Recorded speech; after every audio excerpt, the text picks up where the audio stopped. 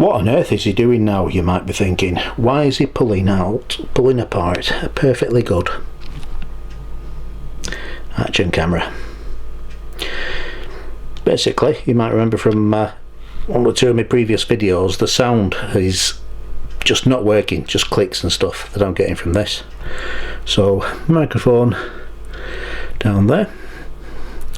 The front panel of this, just basically, let me zoom out a bit and I can see what I'm doing, just clips off. You just need to find somewhere to start levering it, just be careful, and it pops off.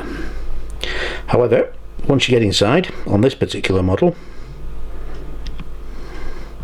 you do have some tiny little screws there. Thankfully they're positive head, so not too much of a problem.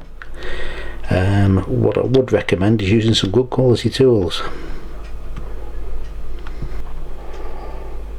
You've probably seen packets of 20 little micro screwdrivers and such like for just a couple of quid in a lot of the discount stores. But to be honest, if you want one that fits well, these Far Eastern things, Japanese ones and elsewhere in the Far East, use a slightly different angle than Phillips screwdrivers or Pozidrive. Even the smallest ones, they use something called Japan Industry Standard, JIS. I've got one here.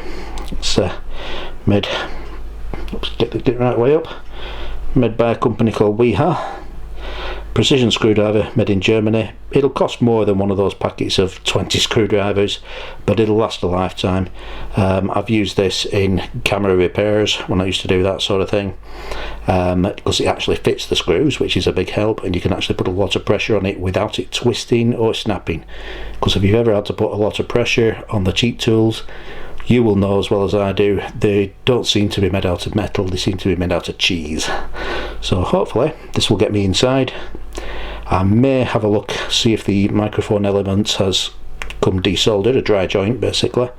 Have a see what I can do there. Worst case scenario, I'll drill an hole in the side and wire a microphone into it that I can use as a lavalier microphone, you know, just closer to my mouth, on an extension lead, so I can put the action cam wherever. Makes it a bit more versatile and a lot less waterproof, but oh well, such is life. Now, of course, like all fiddler items, it's been fighting me all the way, but you might just be able to see that white wire has been pinched, and when it's been assembled, it's not been assembled proper. So that white wire is trapped between that plastic and the case. Of course, all the buttons have fell out as I've took it apart, so yeah, I'll have to find a way of getting those in. The screen seems to be glued in the back or fastened another way in the back with a very short ribbon cable. I'm not fighting with that because I'll never get it back in, but I'll certainly have a look and see if I can sort out that microphone. Tea towel, basically if I drop anything it's not going to bounce around and click off to God knows where. It'll just land where it lands and I'll be able to see it in theory. Well, I've got it all back together and working nice and straight. Whoops.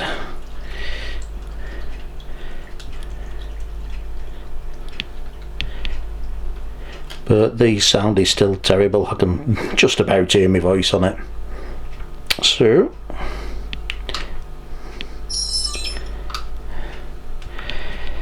for the amount of fiddling it'll be to add a microphone to it, or add a lead for a microphone to it, the wires are tiny. I'm going to have to end up snipping and cutting at things, and I'm not going to be able to fit stuff in. I can't get to anything because it won't come out because of the screen. It cost me a tenner at the end of the day. I might just use it in places where it's liable to get damaged. Yeah, not worry about the sound. Should be able to pick another one up cheap enough. So not all is lost at the end of the day. At least I found out I can get into the things and put them back again.